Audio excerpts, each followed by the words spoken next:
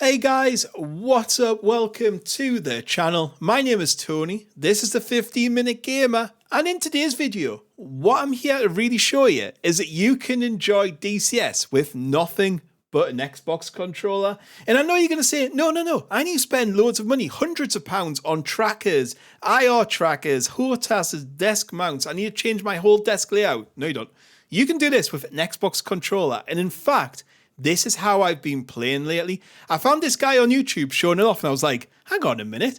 And you know what? It's really brought my interest and love back into DCS. I was getting sick of every time I wanted to play DCS because it's not my main game. It's just one of many games I play.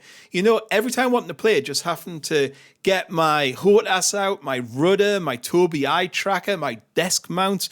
I didn't have any desk real estate left, so I was like, you know, mouse was off on one way, keyboard was the other way, and I was just getting a bit sick of it to then have to take it all down again, put it away every time I wanted to play for like an hour or so. Now, I just pick up my controller and play. There's no hassle and no issues at all. And actually, once you get into the rhythm of it, it's actually really controllable and a lot of fun. The only thing I will say is maybe you do lose a small feel of immersion because obviously you don't have the sticks and stuff. But apart from that, you know what? I've been really enjoying DCS again. Also, for a new player, just so much more cost effective. You need an Xbox controller and that's all you need. In this first step of this two-part video, I'm going to show you how to set up your Xbox controller right stick to be a mouse, which means once you're playing DCS, you can use full camera controls to look around the cockpit, click everything in there without ever taking your hands off the controller or having to use a mouse or HOTAS. But you know, before we get on with the video, if you need to ask any questions, put them in the comments below. If you enjoyed it, drop a like and subscribe for more videos. Right, let's get on with it. So this works with DCS Standalone and Steam Edition. There's a few extra steps though if you've got the Standalone Edition, but I'll show you them now. First thing you need to do is go down to the bottom of your screen and click Add a Game and click Add a Non-Steam Game. Once you're in there, you'll see a bunch of stuff that's installed on your computer. Find DCS World EXE. It's the one you'd normally launch the game with. Now, if you can't find it, click Browse and just go to the folder where you've got DCS saved, which will probably be something like C Drive, Eagle Dynamics DCS, and then select the EXE from there.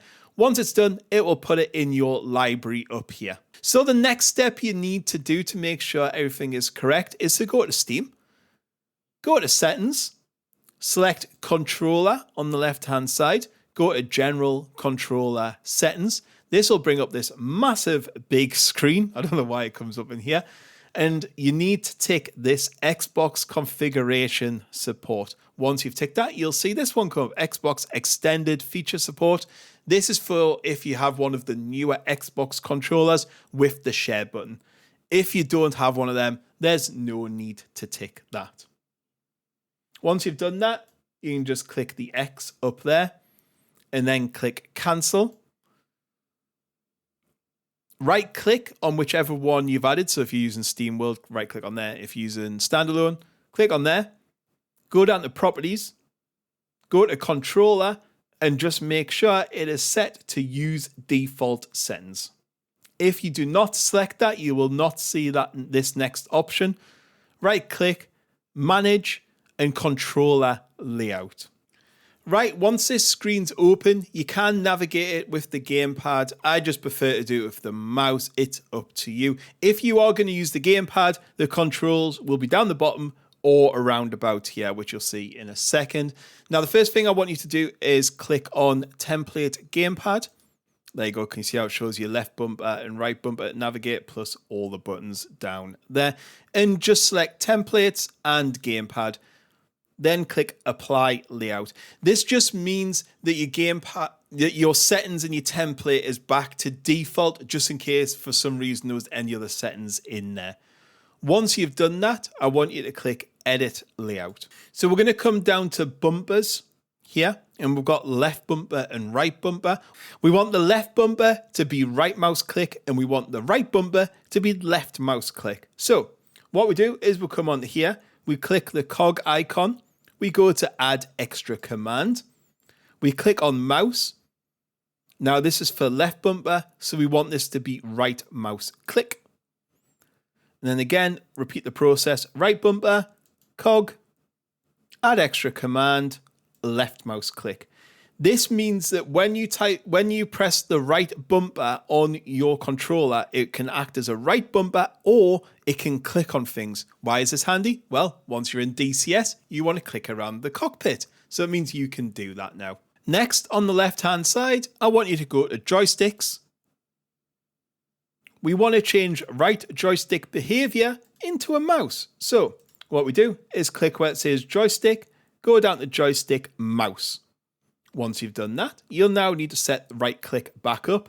Click add command, go to gamepad, click right, and then there you go, right stick click. If you're using the pad on that one, you will have to click it twice, so just bear that in mind. So just make sure that's set back to right stick click.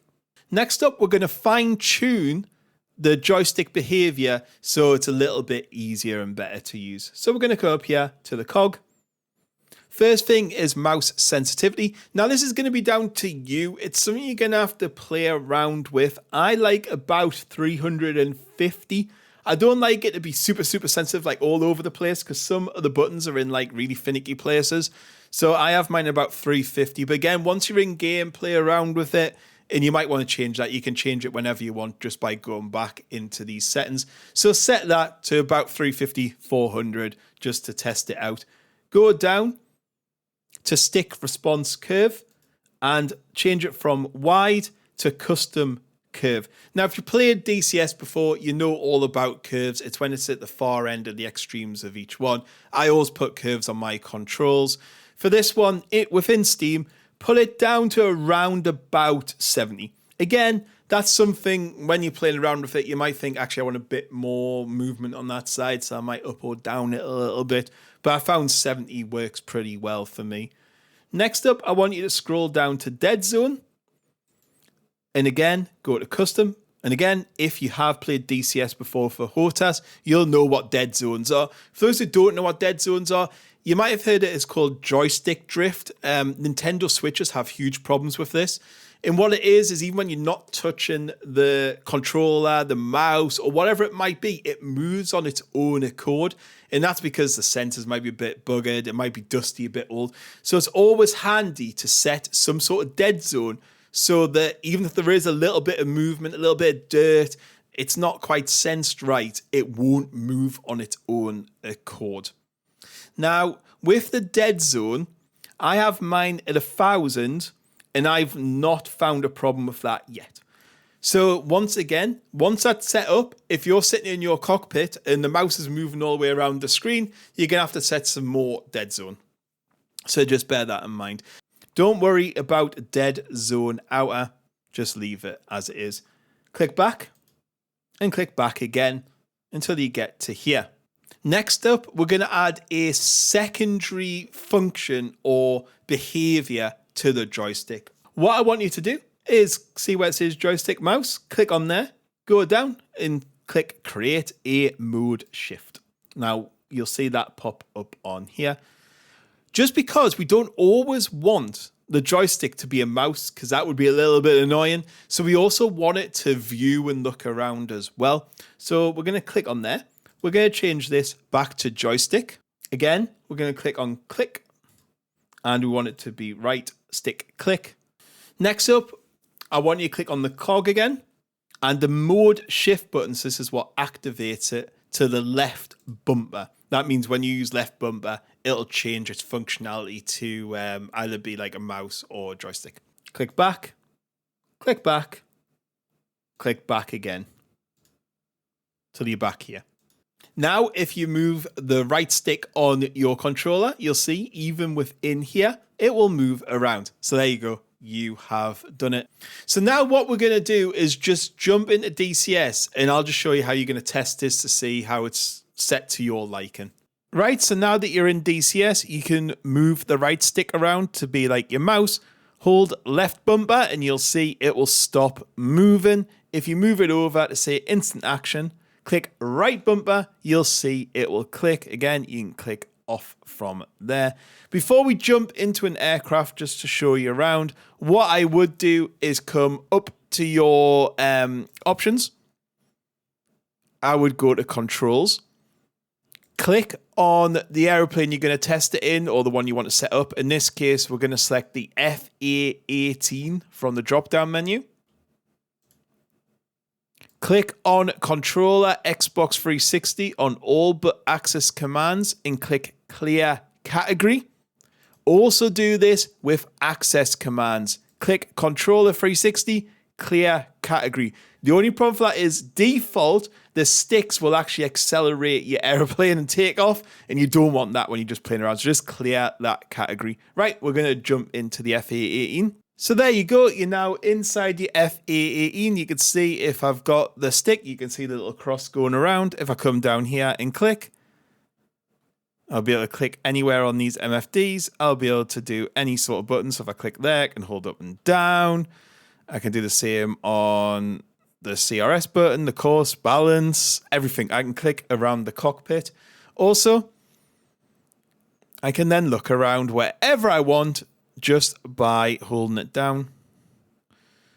So if I wanted to do something down here, I can come down here. I can switch the APU on. I can do things down here. I can do things down there. I can do things down there. Just remember, you've got both bumpers to do actions on like that. So if you want to know how to go from looking around to clicking, what you need to do is press Escape. Go to Adjust Controls. We're going to go through all this in the next video. And the controls you're looking for is Alt-C, Force Cursor to Show Toggle. This means you can go from looking around to clicking just by pressing two buttons. So we'll be talking about modifiers. And basically that's just one modifier, which is right bumper, and also joy button 10, which is clicking in the right stick. And then that lets me control it. So if we go back in, click, I've got the mouse cursor up, click again, I can look around. It's that easy. So yeah, that's it. Anyway, I hope you enjoyed the video. Any questions, leave them below. And then I'll be back in the next video to show you how to set all the controls up, and we're going to take off and fly and stuff like that. Anyway, catch you all later. Goodbye.